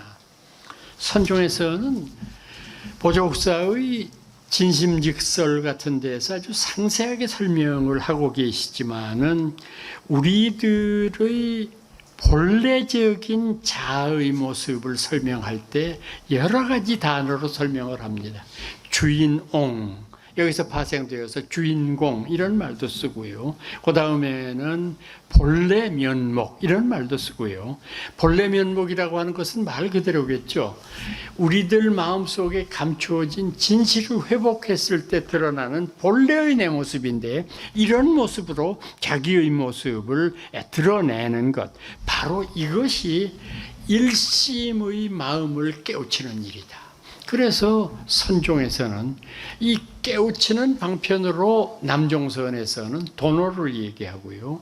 그 다음에 위파사나선 같은 데에서는 점수를 얘기하고요. 그래서 이것은 남종선적인 경향이 강한 우리나라에서는 도노만이 진실이고 또는 이 점수 서서히 닦아나간다고 하는 것은 열등한 근기다 이런 식으로 매도하는 경향들이 있는데 저는 그것은 잘못된 일이라고 생각합니다. 왜냐하면 이 세상에는 상승의 근기를 가지고 있는 분들만 사는 게 아니거든요.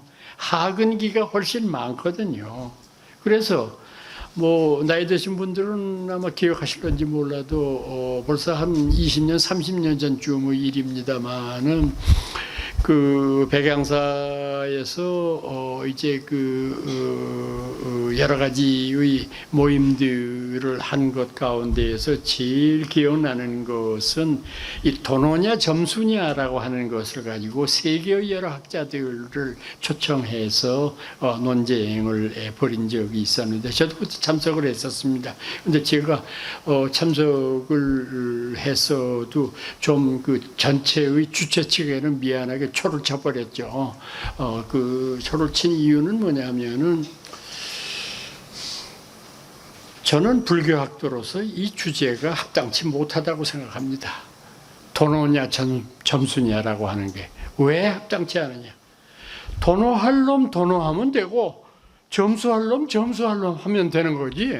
뭐 도노가 났고 뭐 점수가 더 나왔고 뭐 이런 식으로 편가르게 하는 건 이건 옳지 못하다고 생각하다. 그래서 구산 노장한테도 되게 욕을 먹고, 이게 남의 잔치에 와가지고 정 교수는 말이야 뭐 이렇게 그거는 맞습니다. 남의 잔치에 와가지고서 이렇게 하는 건 아닌데, 그치 평소 소신인데 뭐 어떡합니까? 그래서 저는 사실 뭐 이런 이 논쟁에 대해서 특별한 관심은 없지만은 도노 점수의 우열을 따지는 것은 특별한 일은 아니라고 생각하는데, 그거는 왜 이 도노 점수에 대한 논쟁이 생겨났느냐 하면은 그 앞서의 도노 점수에 앞서서 있었던 논쟁은 뭐냐면 선종과 교종의 다툼이거든요. 그런데 선종이 태어났을 때 교종은 이미 뿌리 깊은 토대를 간직하고 있었잖아요. 화엄종이니 천태종이니 연불종이니 정토종이니 뭐 이거는 어마어마한 세력과 어마어마한 힘을 가지고 있는데, 그 후에 뭐 육조 해능 등장했다 그래봐야 7세기 초반이니까 뭐 600년쯤 지나고 난 다음에 이제 선종이 처음 생겨나게 됐는데, 선종이 생겨났을 때 제일 먼저 해야 될 일은 뭐냐 하면 교종과의 차별화예요. 그렇잖아요. 요즘도 그렇지 않습니까? 우리가 칼국수집 하나를 내더라도 저 앞에 집보다 제가 뭔가 달라야 돼요. 그래야 장사가 되잖아.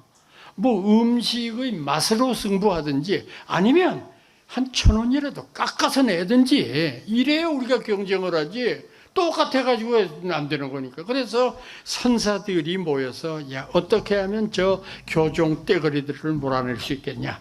그러면 하나밖에 없다. 우리가 저들보다 우월하다고 하는 차별화를 내세우는 수밖에 없다. 그 차별화 가운데 하나가 뭐냐? 너희는 앉아가지고 성불 하려고 애쓰는데 어느 세월에 너희들 성불 할래? 사교사집 대교 다 거치고 또 공부해야 된다며? 언제 할래? 우리는 한철 나면 머릿속에서 와작작 하면서 끝나는 거야 그냥. 어디가 더 우수하냐? 이렇게 선종의 우월함을 내세우게 되는 거고, 현실적으로는 또 뭘 내세우느냐 하면 여러분들 다 잘 아시는 그 유명한 백장선사의 일일 부작이면 일일 불식이다. 나 하루 일하지 않으면 하루나 굶겠다 라고 하는 그 선언으로, 이거는 불자들이 아니라 일반 백성들한테 엄청난 감명을 줘요. 그 당시에 중국의 불교인들은 중국의 스님들에 대해서 존경하면서도 한쪽으로 못마땅한 구석이 있어요. 왜?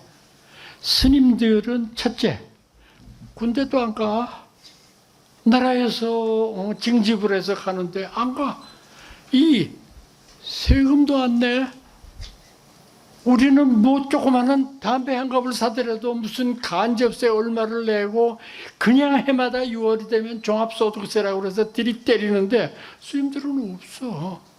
그 스님들한테 세금을 내리려고 생각을 하니까 스님 쪽에서 뭐라 그러냐? 종교 박해할 거야? 그러니까 꼼짝을 못하겠어. 그러니까 이게 일반 불자들뿐 아니라 국민들의 심성 속에서 불교가 과연 우리나라의 발전과 우리나라의 융합을 위해서 필요하고 적합한 종교냐, 이런 회의가 들기 시작한 거예요. 이때 백장선사가 그런 선언을 하니까 세상에서 스님들이 스스로 노력해서 자신들이 먹을 거를 갖겠다. 우리 시집 필요 없다. 이건 뭐 엄청난 중국 불교의 파장을 불러일으키게 되는 그런 사건이거든요. 그러니까 이런 것들. 그래서 처음서부터 끝까지 육조해능이 등장할 때부터 시작해서 임제의현을 거쳐서 드디어 송나라에 이르기까지 가장 중국 불교의 다툼이라는 건 뭐냐면 선종교종의 다툼이거든요. 근데 이것은 피할 수 없는 일이에요. 우리나라에서도 선종교종의 다툼이 제일 극렬했을 때가 언제냐? 고려 무신정변 때예요. 고려 무신정변 때, 여러분 잘 아시지만 고려사의 기록을 보면은 제일 처음에 정중부라고 하는 사람이 반란을 일으키지 않습니까? 반란을 일으켜서 당시 고려 임금이었던 의종을 시해합니다. 죽여버리고 자기가 전권을 차지하는데 사실 이게 나라 운영하는 게 그렇게 간단하지 않거든요. 처음엔 아무것도 아닌 것 같아가지고 저기 문관이라고 부르는 것들 앉아서 무슨 시나 쓰고 예의라 이 천하의 개똥 같은 놈들 그냥 이렇게 생각을 했는데 막상 나라를 맡고 보니까 골치 아픈 일이 한두 가지가 아니야. 이거는 뭐 칼 잘 쓴다고 이게 막는 일이 아니더라고. 이래서 자기들끼리 내분이 나니까 그 다음에 정중부는 이의방, 이의민 형제에 의해서 거세를 당하고 이의방, 이의민은 나중에 두 친형제가 또 칼부림을 해요. 그러다가 결국은 정중부가 등장해서 그냥 완전히 앞에 군부 세력을 쫓아내고 자기가 집권을 합니다.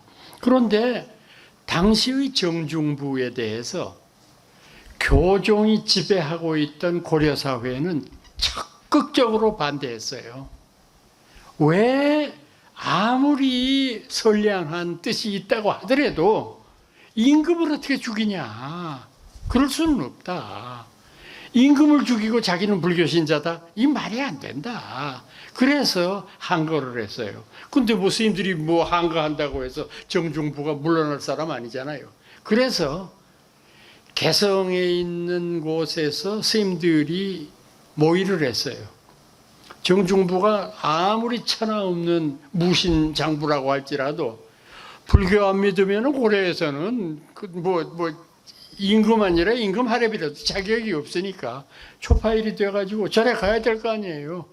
부처님한테 선배 드리고 연등 달고 여러 사람 앞에 하객 앞에 한마디 하고 이래야 되잖아요. 그러니까 정중부가 온다 하는 말을 듣고서는 이제 법당의 큰 법당 뒤에 병풍을 하나 설치하고 그 뒤에 궁사들하고 칼 잘 쓰는 무사들을 매복을 시켜가지고 이제 이 해치려고 마음을 먹고 있었습니다. 선생님들이 그러고 있었는데 사전에 어떤 한 사람이 배신을 했어요.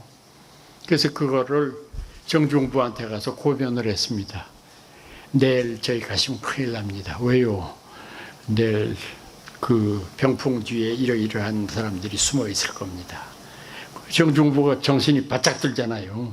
그래가지고 자기 대신 다른 사람을 보내서 가는 척하고 자기는 저의 뒷마당을 통해 가지고 급습을 하니까 과연 그 사람 말대로 몇몇 대 군사들이 매복해 있어서 그 사람들을 잡고 그 다음에 문초를 해보니까 아이고 뭐 주모자가 어느 절에 누구 당에서 스님들 이름을 다 부니까 그러니 이게 정중부가 대로하죠. 대로해가지고 스님들을 이거는 아무리 스님들이지만은 나라를 어지럽히는 건 용서할 수 없다. 그래가지고 극형에 처하니까 스님들 몇이 있어 영모에 가담했다고 하는 그런 이제 죄명을 쓰고 죽으니까 다른 스님들이 그냥 누가 뭐라고 할 것 없이 골기를 했어요.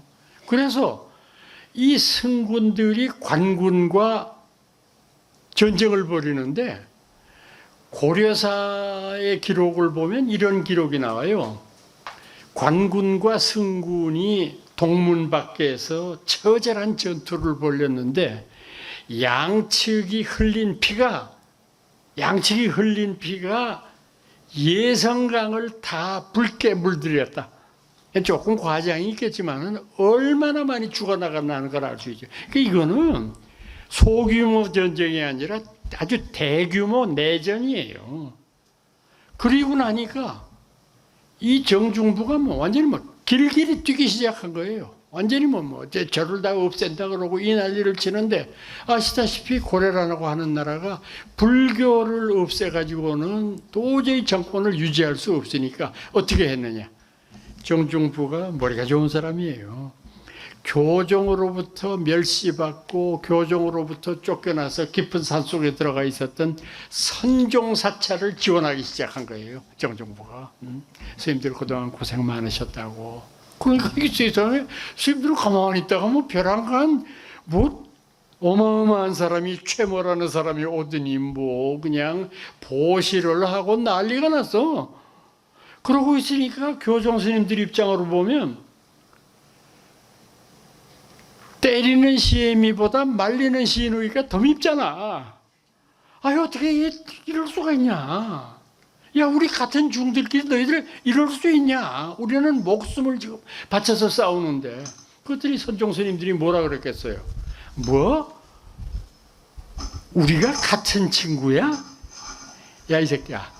너 지난 100년 동안 우리를 어떻게 대접했냐? 너희들 선종 스님, 교종 스님들이 우리를 거지 발사기로 대접했잖아.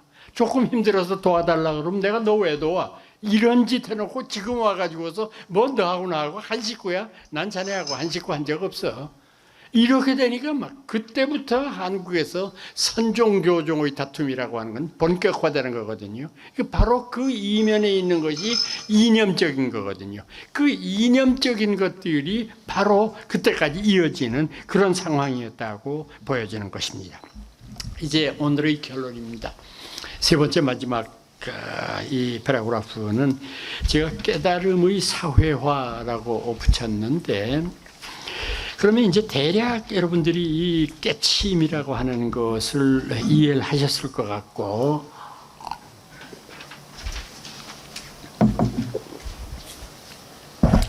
그렇다면은 깨침, 깨달음의 사회화라고 하는 내가 말하는 이 용어는 뭘 의미하는 것일까?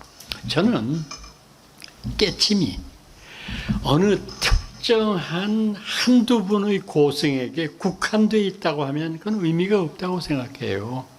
깨침은 널리 펼쳐져야 되잖아요. 깨침이 펼쳐지기 위해서는 어떻게 해야 되느냐? 우리가 오늘날의 언어로 오늘날의 불교와 상관없는 일반 국민들이 이해할 수 있는 언어로 이런 것들을 이해시키고 해야 되겠다라고 하는 게 제가 사회화의 골자입니다. 사회화, 어려운 말로 소셜리제이션인데, 소셜리제이션이라고 하는 말은 곧 휴머니제이션입니다. 무슨 뜻이냐면 사회화는 인간화라고 하는 말과 동의어가 되는 겁니다. 그 인간화라고 하는 것을 이룩해야 되는 것이다.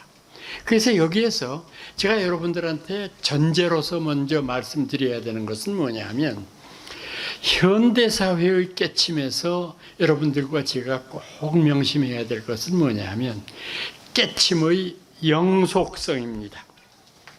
깨침이 이어져야 돼요.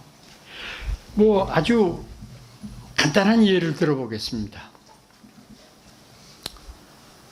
여러분 뭐 주변에 뭐 가까운 인척이라든지 뭐 가까운 벗이 돌아갔다 그래서 문상을 갔다고 가정을 해 보십시다. 그 문상을 가서 뭐 영정에 인사를 하고 뭐 유족들하고 좋은 이야기 나누고 그리고 이제 이렇게 앉아 계시다고 생각했을 때 여러분들 머릿속으로 누구든지 그런 생각 들잖아요.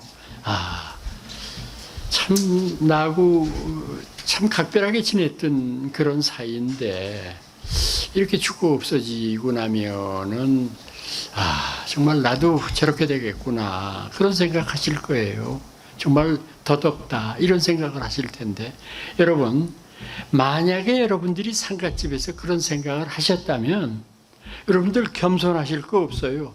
그 순간 여러분들은 깨친 거예요. 보통 때는 우리가 그거 못 느꼈잖아요. 죽으면 남의 일이라고 생각했잖아요. 근데 거기에서 이게 내 일일 수도 있다고 하는 자각을 했으니까 깨친 거예요. 근데 문제는 하룻밤 자고 나면 잊어버려. 우리는 막 다시는 안 그런 것처럼 그냥 뭐 또 그냥 낄낄거리고 그냥 이러고 살아. 이건 깨침이 아니지. 그러니까 제가 드리는 말씀은 뭐냐면 깨침이 영속성이 있어야 된다. 깨침이 영속성이 있으려면 이게 보다 많은 이들에게 공감을 얻는 그런 깨침으로서 발전하지 않을 수가 없는 것이다. 그래서 저는 오늘날의 언어로 이 깨침을 우리들한테 전파하려고 하는 노력이 필요하다. 그래서 저는 늘 주장하는 것이 뭐냐면은 이 초파이드 되면은 불교 여러 종단에서 그 여러 가지 그 축하 메시지, 봉축 그 법어 같은 것이 나오지 않습니까? 그 봉축 법어가 나올 때 저는 유심히 봐요. 그 가톨릭이나 또는 개신교, 무슨 우리 불교 뭐 이렇게 해서 유심히 보면은 다른 종교들에서 얘기하는 거는 뭔 소리인지 알아들을 수가 있는데 우리 불교의 법어는 모르겠어 뭔 소리인지. 바다 밑 제비가 알을 품고 아유, 바다 밑에 뭔 제비가 있냐? 뭐 그거 바다 밑 제비가 알을 품었다 그래. 어쩌지 왜 이렇게 우리 못 알아듣게 하기 경연대회 하는 것 같아. 이래가지고는 안 된다. 이래가지고는 어떻게 이럴 수가 있냐? 뭐 그냥 다른 사람들 하는 거 보니까 쉽대 보니까 뭐 이웃에게 사랑을 뭐 가까운 사람부터 그냥 이 전하는 게 전부 순수 우리말인데다가 뜻도 아주 다양하게 가슴에 와닿는 그런 말인데 우리말은 어려워서 모르겠더라 이 말이죠. 그러니까 이거는 아니다.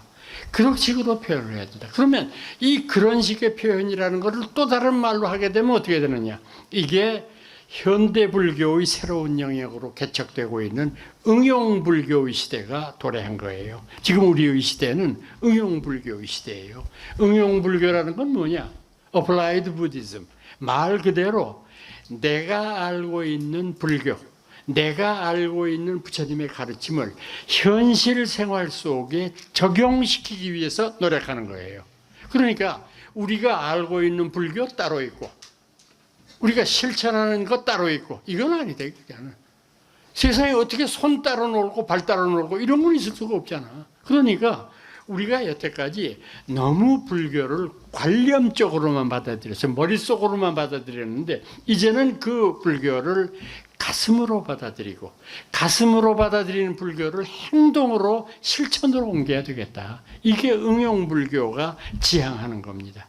그래서 저는 이런 의미로 봤을 때 우리나라의 불교가 상당히 가능성이 있는 불교이기는 하지만은 저는 앞으로 얼마 후에는 결국은 이 불교의 물결도 미국이 주도하리라고 생각을 합니다. 이 미국 사람들 참 정말 그 우리나라 사람들하고는 진짜 달라요. 생긴 게 다른 게 아니라 생각이 완전히 달라. 예? 어떻게 저런 생각을 할 수 있을까 싶을 정도로 그 이 사람들하고 이렇게 이야기를 하다가 보면 참 제가 많은 걸 공부하는데 얼마 전에 제가 경주에서 참 그런 거는 우리나라 정부에서 잘하더라고 보니까 세계의 그 박물관에 있는 관장들하고 큐레이터, 학예관들을 다 초청을 해가지고 이게 모두 다 초청한 건 아니고 한국의 물건을 단 한 점이라도 전시하고 있는 그 박물관을 뽑아가지고 전체 이제 그분들을 모아서 경주에서 템플스테이도 하고 경주가 좋잖아요. 그 여러 군데 돌아다니는 데가. 그래서 이제 그 하기에 앞서서 저보고 강의를 해달라고 그러더라고요. 그래서 뭘 하면 되냐 그랬더니 한국 불교의 특수성과 보편성 뭐 이런 아주 어려운 주제로 하라고 그러더라고요. 알았다고 하겠다고 또 이제 전 뭐 영어를 잘하지만은 영어를 오랫동안 안 하다가 그 미국 사람들 앞에서 그 영어로 하려니까 좀 조심스럽더라고. 그래서 굉장히 고민도 많이 하고 그래서 하여튼 열심히 공부를 해가지고 강의를 무사히 마쳤는데 강의를 잘한 게 문제가 아니라 저를 고통스럽게 만든 거는 질의 응답 시간이야. 아유, 이 서양 사람들은 정말 어떻게 그렇게 아픈 데만 골라서 묻는지 참 대답하기 곤란한 그런 것들만 하는데 제가 여러 가지 그때 곤욕을 치렀는데 하나 특별히 기억나는 게 있어서 소개하려고요.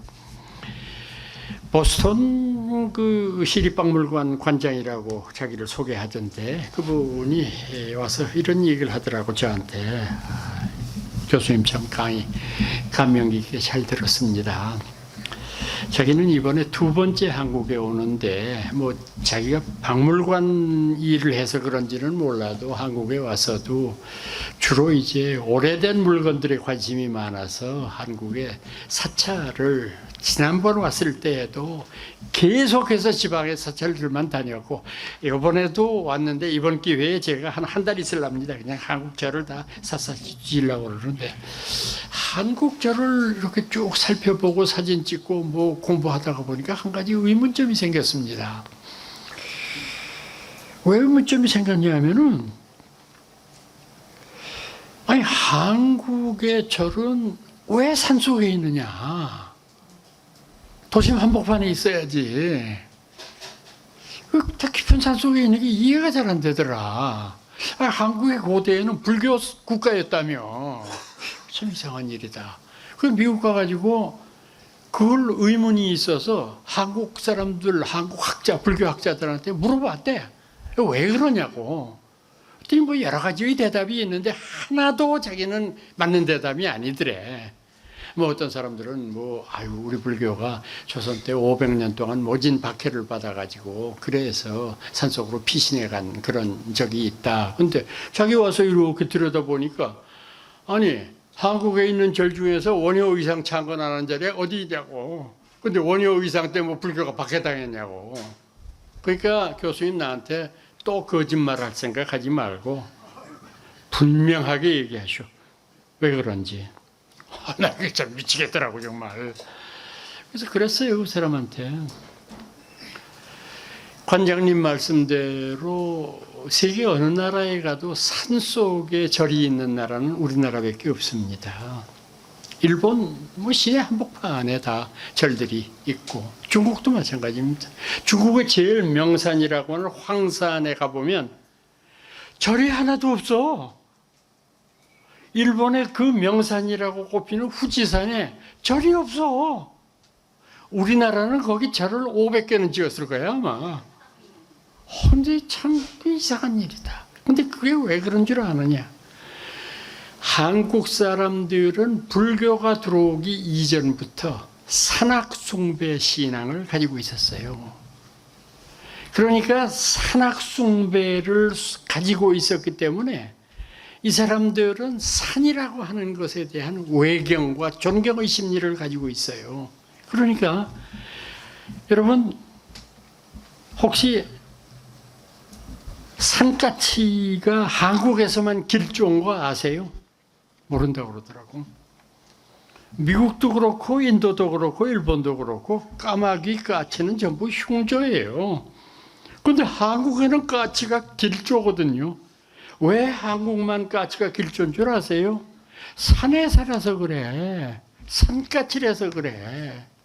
그러니까 한국 사람들은 산악숭배를 불교 입장에서 받아들이기 위해서 절을 산속에다가 지어서 절에 가면 산신각도 있잖아. 아주 솔직하게 말씀드리면 산신각은 우리 불교하고 특별한 상관이 없어요. 어느 절에는 물어보면은 하얀 수염을 가진 할아버지가 호랭이를 타고 앉아있는 그런 데도 있던데, 이거는 뭘 의미하느냐 하면 산신신앙을 불교가 그대로 받아들이는 하나의 흔적이 되는 거다. 서양 종교 같으면 어떻게 했는 줄 알아? 깡그리 무너뜨리고 전부 다 잿더미로 만들고 그 위에 십자가를 세우면서 선교가 시작돼. 근데 우리 불교는 그런 적이 한 번도 없어. 산악이 굉장히 위대하다고 그럴 때 우리 불교의 선조들은 어떻게 대답했냐? 맞아, 당신 말이 맞아. 산에는 정말 산신령도 있고 참 훌륭한 분들이 많이 있어. 근데 당신들 그걸 알아야 된다. 산신령도 꼼짝 못하는 존재들이 있어. 그게 누군 줄 알아? 모르겠는데요. 불보살이라고 불러. 그분들은 산신령이 문제가 아니야. 아, 그래요? 그러니까 여러분들 우리나라 산에 보세요. 관장님 보세요. 거기까지 공부하셨는지 모르겠는데 우리나라 오대산에 가면은 비로봉이 최고봉이죠. 어디를 가든지 문수봉, 관음봉 모든 것에다 불보살의 이름이 명호가 붙여지지 않은 데가 한 군데도 없잖아요. 이게 바로 산악숭배를 불교가 흡수해가는 과정을 보여주는 겁니다. 이게 바로 우리나라의 사찰들이 산속에 있는 이유입니다. 아유, 그 다음부터 그냥 이제 나 질문 안 받을란다고 뭐 그런데도 뭐 어떤 사람은 그래. 경주에 가가지고 첨성대를 보고 왔는데 천문관측소라고 쓰여 있던데 그 조그만 데서 뭐 관측할 게 뭐 있냐 그게 거기에서 그래서 당신들 말로 백보양보해서 옳다고 생각해 보자. 그러면 당시 선덕여왕 때 신라 사람들이 별의 움직임을 어떻게 관찰했고 무슨 별을 발견했는가? 미치겠다 정말. 글쎄 뭐 우리는 관측소로서의 첨성대는 알고 있지만 첨성대에서 어떤 작업을 구체적으로 했는지는 모르는데 제가 말씀드리는 건 이 사람들의 사고방식이 그런 식이다. 그러니까 제가 지금은 다시 미국으로 돌아갔지만은 그 화계사에 있었던 미국 사람 현각 스님이 쓴 글을 읽어보니까 참 인상적이에요. 자기가 이 한국에서 머리 깎기 전까지 이제 미국에서 수행하던 얘기를 썼는데 그렇게 썼더라고. 미국에서 불교를 좋아하는 사람들 동호인들이 모였는데 처음에 20명쯤 모였다고 그러더라고. 예, 직업은 다양하대요. 직업은 해서 교수도 있고 법관도 있고 경찰관 뭐 비즈니스맨 뭐 여러 사람들이 있는데 그래서 자기들이 결사를 하기로 했다고 그래요. 그래서 6개월 동안 결사를 하기로 하고 이제 한 군데에 이제 적당한 처소가 있어서 그거를 빌려 가지고 렌트를 해가지고 거기서 매일 새벽 6시에 일어나서 20명이 이불 모시고 그 다음에 7시부터 시작해서 아침 공양하고 그 다음에 8시에는 다 출근해야 되니까 다 자기 직장으로 갔다가 6시 퇴근해서 다 들어오면은 6시 반부터 저녁 예불 모시고 그 다음에 7시부터 시작해가지고 저녁 공부 시작을 하는데 저녁 공부는 앞에 1시간 반은 참선 수행하고 그 다음 주에 8시부터 하는 공부는 경고 공부. 그렇게 해서 뭐 금강경, 뭐 반야심경 이렇게 해가지고 그거를 이 20명이 돌아가면서 오늘은 어디서 몇 페이지 또 몇 페이지까지 당신이 읽어서 당신이 그 읽은 소감을 발표하는 걸로. 그럼 이제 나머지 사람들이 그걸 가지고 토론을 하는 이런 모임을 해서 6개월을 하면서 거기에 공동생활을 유지하기 위해서 매달 이제 한 사람 앞에 500불씩 걷었다. 그러니까 500불씩 걷으니까 20명 하면 한 10,000불 되잖아요. 한 10,000불 되면은 집세 내고 20명 아침 점심 아침 저녁 공양하는 공양비 내고 이제 공양도 이 사람들 육식은 안 하는 걸로 하니까 음식값이 확 줄어들겠지. 뭐 샌드위치 같은 거 만들 때도 그렇게 만드니까 이렇게 해서 끊임없이 이제 운영을 하다가 좀 더 보람찬 것을 하기 위해서 한국을 찾았다. 뭐 이제 이런 일이 있는데 이게 참 우리나라에서도 정해결사 같은 보조국사친으로의 그런 모임이 있었던 것처럼 참 미국 사람들의 불교에 대한 접근이 굉장히 실질적이에요. 우리처럼 그렇게 관념적으로 뭘 생각하는 게 아닌 게, 이 사람들의 저력이 무섭구나. 정말 이 사람들이 한번 불이 붙게 되면은, 지금 이제 굉장히 불길이 올라가고 있는 중인데, 이게 한번 이 사람들의 심금을 울리게 되면은 어마어마한 힘을 발휘하겠구나 하는 그런 생각을 하지 않을 수 없었습니다. 그래서 오늘 여러분들한테 말씀드렸던 마지막 저의 결론은 이제부터는 여러분들하고 제가 누구라고 가릴 것 없이 우리가 불교를 제대로 이해하지 못해서 좋은 일 안 하는 게 아닙니다. 우리가 못하는 이유는 우리가 아는 것을 현실 속에 적용하지 못하기 때문에 그런 것이다. 이런 생각을 가지고 하나라도 더 우리가 우리의 이웃들에게 부처님 가르침 전하는 일에 앞장서는 그런 보람찬 행로가 되었으면 하기를 바랍니다. 여러분들과 함께 오늘 성불이란 무엇인가라고 하는 어려운 주제를 가지고 열심히 말씀드렸는데 시간까지 초과해서 이렇게 말씀드려서 미안합니다. 그래도 나는 오래간만에 여러분들 뵙는 거니까 좀 드리고 싶은 말씀이 많아서 이렇게 오바를 했습니다. 양해해 주시기 바라고 또 다음 기회에 뵙도록 하겠습니다. 고맙습니다.